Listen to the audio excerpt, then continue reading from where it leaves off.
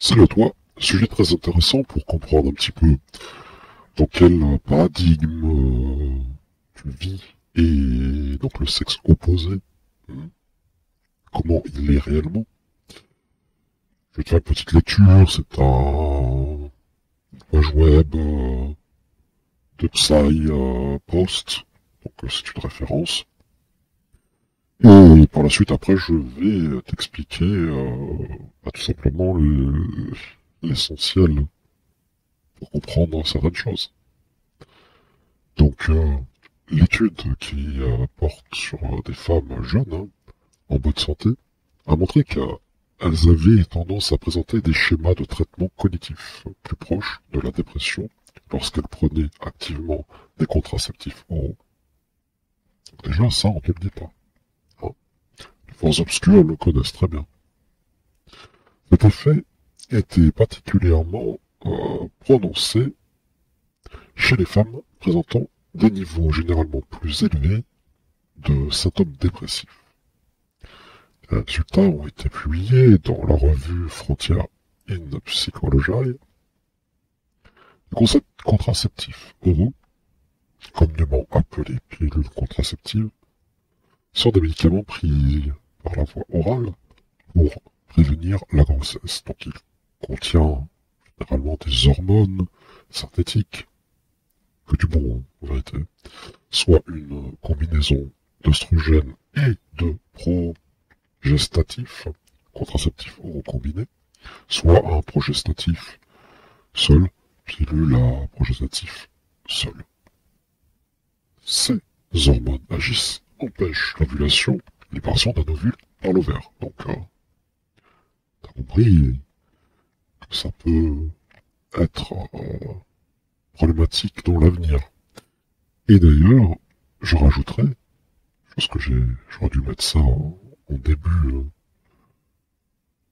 c'est que ces dépressions en question de ces femmes qui prennent la pilule, tu sais que la pilule a été démocratisée à fond les ballons dans une pulsation la plus énorme des années 90. Est-ce qu'on pourrait faire la corrélation avec les divorces? Ah oui. Pose-toi la question. Cherche un petit peu. Tu me donneras la réponse en bas dans les commentaires. Autre, elles épaississent la glaire cervicale, ce qui rend plus difficile l'accès à des spermatozoïdes à l'ovule, et modifie la muqueuse utérine, qui réduit la probabilité d'implantation dans le cas de la fécondation. Donc déjà,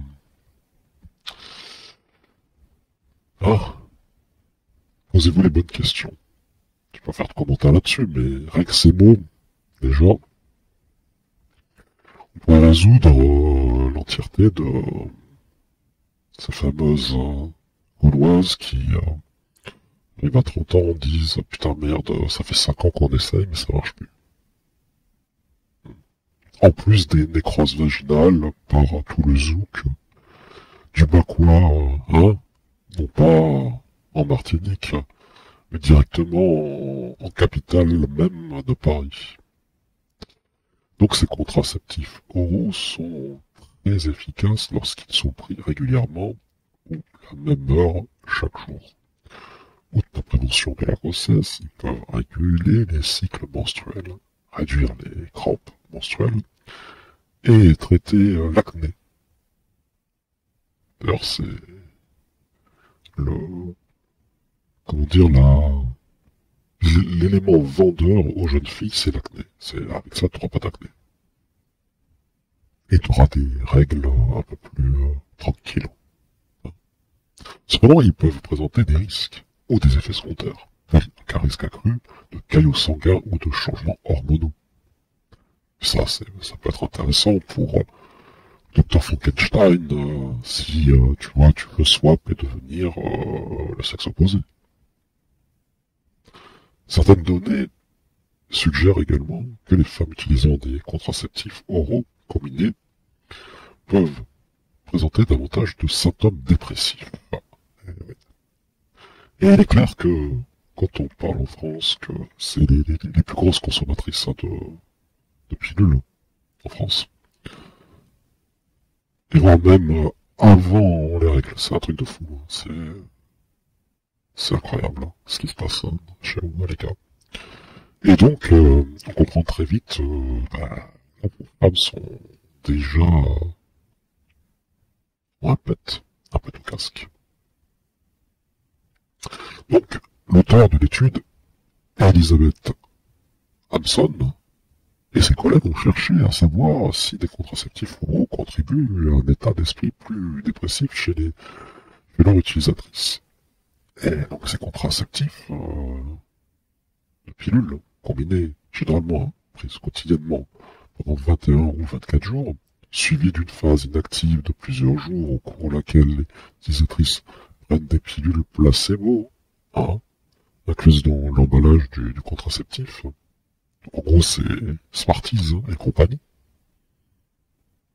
Et le placebo, c'est pas de la poudre de perlimpinpin.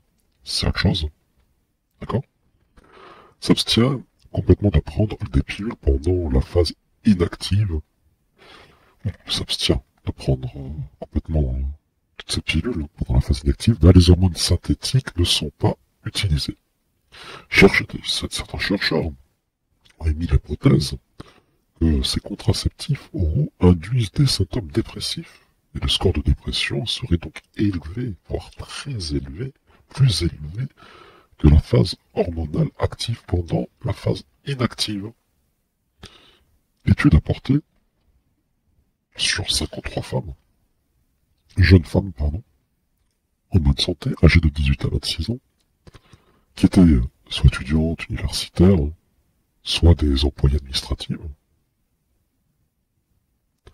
Toutes les participantes utilisaient des contraceptifs oraux combinés standards depuis au moins 3 mois et ne souffraient d'aucune maladie chronique, ni ne prenaient d'autres médicaments sur ordonnance. Les participantes ont reçu une indemnité de 25 $ pour couvrir leurs frais de déplacement. Les participantes ont effectué une série de tests à 2 mois. Au cours de la 2e ou de la 3e semaine, la phase active de leur cycle contraceptif lorsqu'elles prenaient activement les hormones, et au cours de la phase inactive lorsqu'elles ne prenaient pas les hormones. Les participantes ont utilisé une évaluation de l'humeur à l'aide du profil de Mood. C'est le PAMS. Et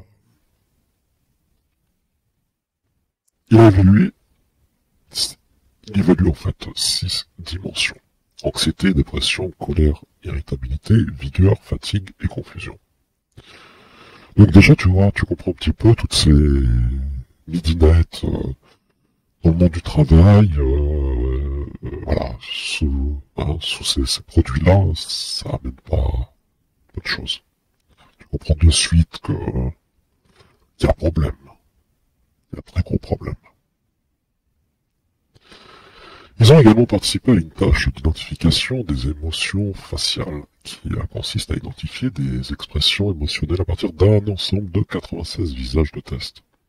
Donc les recherches antérieures ont montré que les visages négatifs, par exemple l'expression de tristesse ou de colère, attiraient plus facilement l'attention des personnes souffrant de dépression.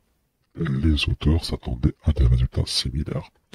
Outre les participants, non, je veux pas dire eux, ces participants, ont effectué la procédure d'attribution erronée d'aspect et la tâche émotionnelle de Stroop.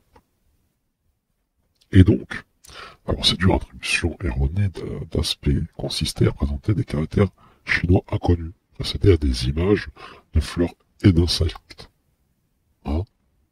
C'est la Chinois, c'est le communisme.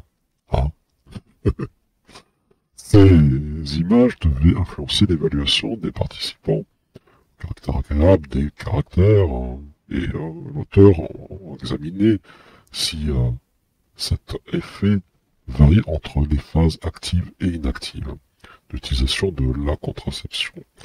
La tâche émotionnelle de Stroop a permis d'évaluer le traitement du stimuli visuel de type dépressif en mesurant les temps de réponse à des paires de visages, mots émotionnels incongrus et congruentes. Le profil d'humeur autodéclaré ont indiqué que les humeurs négatives, y compris la dépression, étaient la plus élevée pendant la phase du cycle, initiative du cycle de la contraception orale, notamment quasiment 40% des participants, d'accord? Des participantes, allez, dans que je te dise TE, S, je te le dis. Et donc, ils ont présenté des scores de dépression très élevés au cours des 2 sessions de test. Si c'est 40, dis-toi que c'est au moins 90. Et dans ce sous-groupe, le niveau de dépression était comparable à ce que observait chez les patients ambulatoires souffrant d'anxiété et surtout de dépression légère à modérée. Ouais, bon, en gros, c'est foutre en l'air son cycle hormonal, ravager le cerveau, ni plus ni moins, c'est ça. En revanche, les mesures implicites de l'aspect tel que la procédure d'attribution erronée de l'effet de tâches de troubles émotionnels ont relevé un modèle de performance plus proche de la dépression pendant la phase prise active d'hormones. Cet effet était particulièrement prononcé chez les participants qui déclaraient généralement les niveaux les plus élevés de symptômes dépressifs. C'est grave hein, quand même. Hein. Mais bon, rien n'est dit dans ton pays. Les présents résultats donc renforcent la possibilité que d'effets multiples dépressifs sur l'humeur associés à l'utilisation de CO, c'est-à-dire de contraceptifs oraux, et donc souligner l'utilité d'inclure des mesures implicites, mais incluse également des complexités en évaluant l'humeur chez les utilisatrices de ces pilules, ont conclu donc les auteurs de l'étude. Et donc, je vais énumérer les noms de ces personnes qui ont fait le boulot. Elizabeth donc Hanson, Sarah N. Abramson, Taylor N. Brady et Masha Iqbal et Elena R. Wolf avec 2 F. Bon, je vais te parler franco du collier. Et ça c'est pour toi, jeune Gaulois. Donc la femme en fait elles sont conçues pour devenir mère, et leur fertilité est à son apogée à partir de 23 ans. Empêcher ceci implique automatiquement le niveau d'inconscient, voire même de conscient à ne plus avoir de but tangible dans la vie.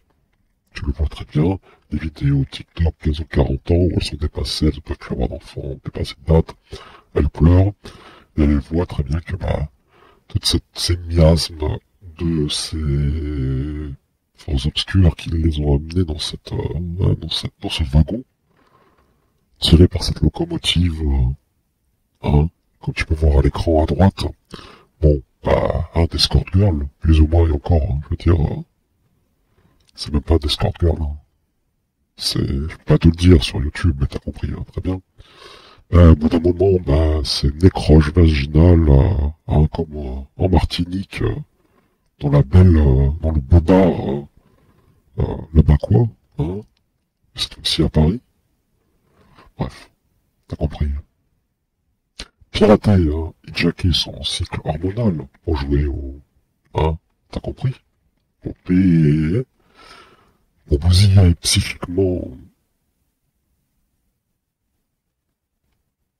son être. Y a pas besoin d'études pour comprendre cette chose. Bien sûr, les femmes, elles sont trop absorbées par leur narcissisme et leur hypergamie pour le réaliser. Et encore pas assez finaux à lutter pour comprendre cela. Tu leur apportes un produit magique qui leur permet d'être labourés H24, avoir des DM maximum, d'avoir de l'intention de Zamor, comme la comtesse. Bon, c'est terminé. Là, vous arrivez à un stade où c'est... je sais des matchs. Déjà, c'est pas pour rien que dans les sociétés normales, bah, ça traite les femmes comme des enfants, ou comme confère aux hommes le soin de décider ce qui est bon pour elles. C'est du simple, comme bon sens. Et ça en France. Hein. D'ailleurs, dans un temps passé, les fameux europoïdes, des hystériques des femmes, c'était un trou et t'as compris. Les enfants étaient protégés, ils retrouvaient une autre femme, moins hystérique. Ah oui. Aujourd'hui, au vu de la qualité, t'as compris quoi, ce que ça a donné, en supprimant cette solution-là. Donc si on laisse faire ces femmes ce qu'elles veulent, elles te détruisent. Elles détruisent une société, et avec elles, parce qu'elles ont tendance suicidaire. Et donc, la grande question, c'est est-ce que c'est raisonnable pour vous, jeunes Gaulois, de perdre du temps avec ces cabastrons en France? Là est la grande question. En tout cas, là, pas besoin de faire 5 heures de live pour vous apporter des informations d'une évidence. Et effectivement, l'humeur dépressive, l'humeur bizarre de ces femmes en France colle parfaitement à ce qui a été sniffé sur le tarmac par ces doctorants. Et voire même, à mon avis, ils se sont bridés de pas annoncer d'autres choses dont le CDC US l'explique correctement. Sur ce, je vous laisse. Hasta luego les Gaulois.